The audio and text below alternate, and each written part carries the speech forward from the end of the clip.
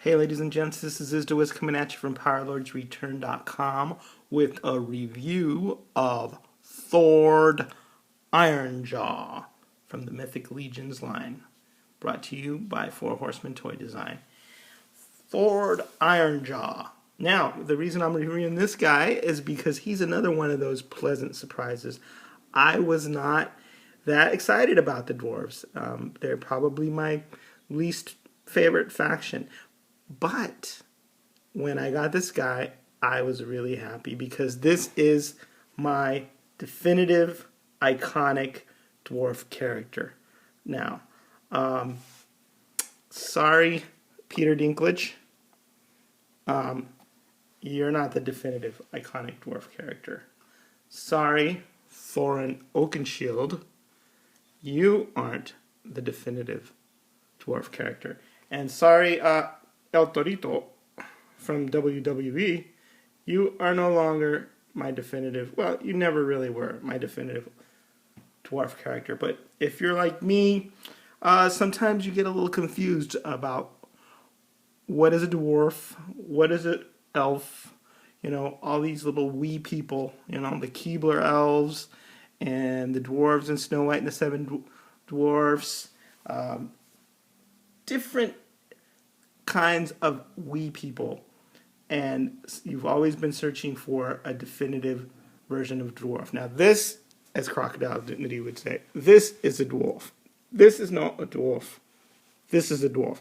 This is a human being who's actually 6 foot tall in real life, shrunk down to look like a dwarf. That's a fine figure, but it's not a real dwarf. It's not like a Dungeons and Dragons type dwarf character. Now this is a real life human dwarf, and he's my favorite character in Game of Thrones, but this is not the kind of dwarf that you think about going out in battle and, you know, being the real tough berserker that dwarves are expected to be. The problem I had with the dwarves, say in Lord of the Rings, is that you've got two different kinds of dwarves. You've got like super handsome dwarf, right? And then you've got really super ugly dwarf. And I think Thord Ironjaw just represents a kind of happy medium. The figure really seems alive. I mean, he even looks like he's got a gleam and a little sparkle in his blue eyes, that he has a sense of humor. And he comes really loaded with some very cool accessories.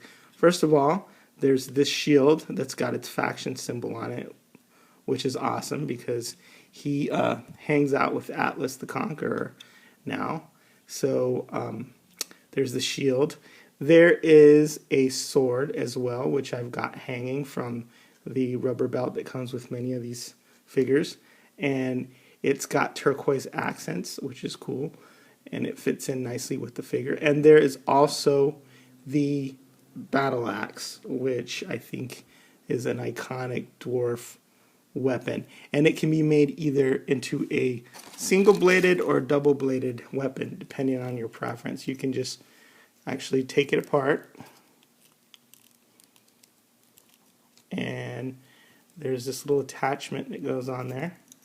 And then all of a sudden you've got a single-bladed axe. I prefer the double-bladed axe because, hey, why have a single-bladed axe if you can have a double-bladed axe? So anyway, that is the weapon of choice, I think, the double-bladed axe for my particular version of Thord Ironjaw. This sword is really nice. I like the paint work. It looks like there's, you know, the sword has been through some battles. There's a sort of a little light brown wash on it that makes it seem like it's not a new weapon. It's not bright and shiny. It's seen its share of battles. As far as the figure itself, it's just perfect. It's just the perfect representation of the dwarf. I like the little feet with the upturned toes there. He's heavily armored, of course, with the shoulder armor and the gauntlets, and every bit of him is covered with some sort of armor. Only his beard and his face are showing. He's also got pretty good range of motion with his head, which is another thing that, oops, wait, his horn popped out. His horns are removable, so you can replace those with, say, feathered or bat ears, or whatever, a different kind of horn perhaps that comes in the other packets. But I just wanted to show you that his head has a pretty good range of motion, even though he's so heavily armored. And he's got the big beard, so that doesn't really hinder the articulation of the head as much as I think that it would. So it's pretty nicely engineered. He also has the ball in his torso, so he's got a pretty good range of motion, side to side, front and back there. People have been asking me to take a look at this articulation a little bit more, so I'll move his flap up. Obviously he moves at the waist. He can do the splits. I don't think any self-respecting dwarf would do the splits, but if you wanted him to, he can do those. He's got nice tight knee joints, right? And those are hinge and swivel. And at the feet, really nice rocker ankles, side to side, and front and back. And those swivel as well. Look at the rocker ankles on there. I don't know if you can see this. So you can crouch him down and get him in all different kinds of stances. I don't think there's ever been a dwarf that's been this nicely articulated. Of course, you have, the shoulder, which can go up about that much. If you have the shoulder armor on, you can take the shoulder armor off, and it can go up a bit higher. Then you have the elbow, and you have the wrist articulation, and you also have a mid forearm swivel as well. So that is kind of nice. But anyway, very nicely articulated. See if I can give you a close-up of his face. You can see his eyes. The beard is very nicely sculpted. And he's just a great overall representation of a dwarf. Everything I could ever want or ask for.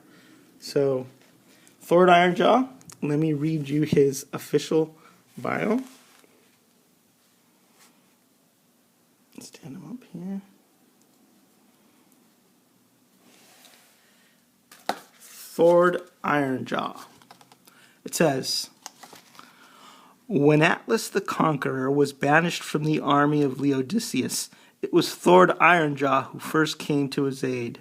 With the predisposed disdain for the ancient orders and the kingdoms that bore them, Atlas's banishment only added fuel to a fire burning deep in Thord's soul. Together they realized that the only way to change the corrupt state of the world was to assemble a great army of their own. With Atlas's help, Thord convinced his fellow dwarves from the Gravane Mountains to unite and create the spark that will set the fire of a rebellion. So he's obviously an important character in the mythos and leader. And that explains why he's got such spiffy armor with the turquoise and gold accents. And he looks so regal and resplendent from head to toe. All right, that's Is the Wiz, signing off from PowerLordsReturn.com.